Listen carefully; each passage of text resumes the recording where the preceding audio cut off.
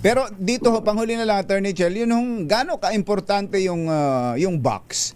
Kung sa panahon ni ERAP merong envelope, dito ho'y may box.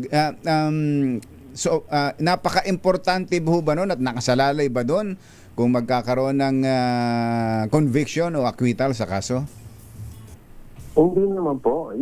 Kasi kung titingnan natin yung pinanggagalingan ng maiwagang box na yan, ay yun ay nanggaling sa BIR noong pang nasa House Committee on Justice ang kasong impeachment. At ang pinapasabina noon ng komite ay yung mga ITR ni respondent Vice President at ng kanyang asawa. Ngayon, iyon ay kung hindi naman yon mabuksan, may mga iba naman paraan para mapatunayan yon.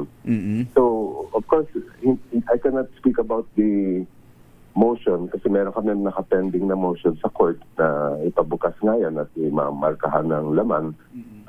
Yun, nasa kamay na ng impeachment court yun at hintayin lang namin yung magiging pasya nila. So, but with or without that box, confident ba kayo na enough ang ebidensya nyo to convict?